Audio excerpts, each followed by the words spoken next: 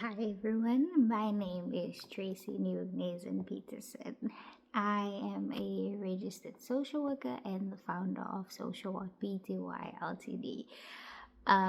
Yes, my hair is crazy looking, but if you have been with me for a while on this journey, you know my hair is on this creative journey with me. Anyway, I am here to talk about the story of Social What PTY Ltd, Chapter 7. So, Chapter 7 is the seventh reason why I started the business, or what contributed to the idea of my business, and that is a lack of resources. And initially, it's taken me 2 years to make this video and to tell the story, but I also think that I needed to process this reason more in depthly, because initially it was a very superficial reason, in the sense that I worked at a center for children at risk of being on the street, as well as children that are living on the streets. And in jail life, there is a lack of resources, or mostly in social work in general, we have a lack of resources, and we do or make do with what we have. And that is where my creativity had to come into play, whether it be with donations of food and finding ways to combine them into healthy meals, whether it be creative tools, finding ways to use recyclable resources to create therapeutic tools or things like that. And one of the biggest things that I did was we would get donations of clothing or broken fabrics and things that were not in a position necessarily to be worn by someone, regardless of its great intention that it was donated at. We are also about building dignity and putting people in a better position than what they were in. So I would have these items and think like what to do with it. And one of the skills that my mom taught me as a child, which I hated, was sewing, but it became one of my biggest assets at the time. And I then started creating these little scrappy dolls out of these fabrics and things like that. Got my colleagues on board with this, got some of the kids on board with braiding hair out of wool and sewing, teaching them some skills. Colleagues that could sew, pulling them in, and we made these therapeutic dolls for the kids.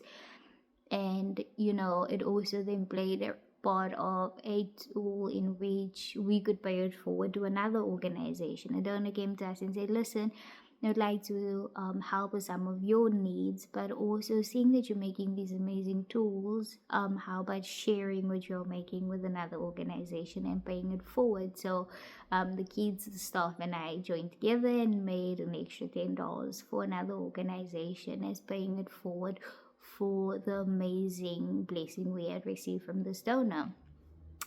So that is how the initial comfort dolls started, because I also seen that it was very difficult for me to speak to the children without them fidgeting or scratching or being distracted and things, which proved the anxiety and the trauma and things they were going through. They really wanted to speak, but I really needed them to zone into the moment. And that is how the dolls came about. I'll think about posting those very initial dolls. Might not. But that is initially the story of lack of resources. But then, as time went on these past 2 years, and I had to deal with a lot of my childhood trauma and getting to know my creative side, because I always thought that I was a child that doesn't have any skills and talents and things like that. And then when I got to a place in which I had to break the survival wheel going on in my head, because of my own trauma that I was going through and therapeutic journey. I rediscovered my creativities and my creative side. Which helped me to do these things. I learned that I could paint, I learned that I could sew, I learned I could make toys. I had people challenging me with orders and stuff like that. I had these challenges of lack of resources. I would make things, paint things, I had to dig deep. But then I also I've been sharing a lot of childhood stories with my husband lately, and I realized that, I also grew up with that mindset of or not mindset, but that circumstance of having a lack of resources. It wasn't necessarily that there wasn't the resources, but they were used in financial abuse. They were used in, manipulating my mom, making children suffer, just a very unhealthy childhood environment, which caused the lack of resources not being used in a sufficient way. One of my parents having a substance use disorder, another one having a mental health disorder, and which created this environment. And it also led to one of my biggest insecurities. So I have a speech problem, if you might call it. I don't know what you call it in English, but I have a problem with the letter R.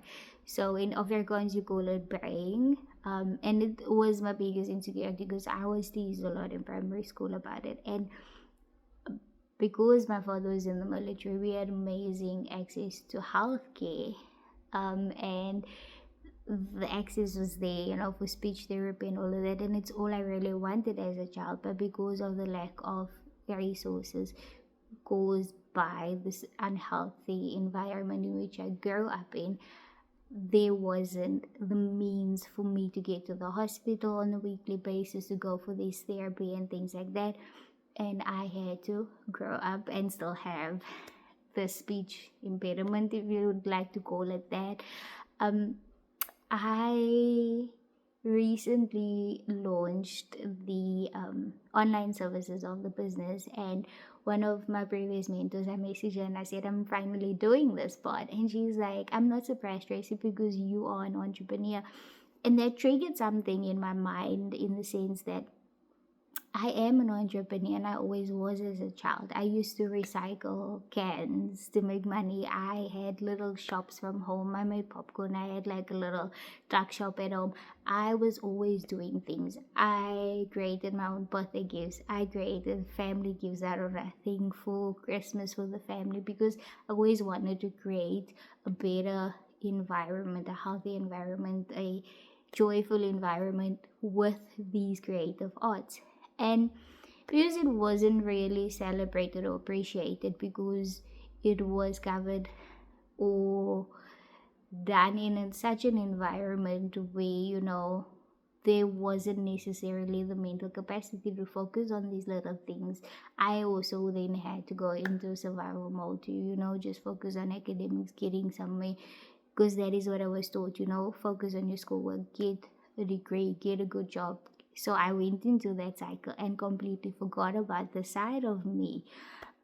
So I guess a big part of my creative side comes from a lack of resources and being able to build with what I have and make things with what I have and just come up with ideas.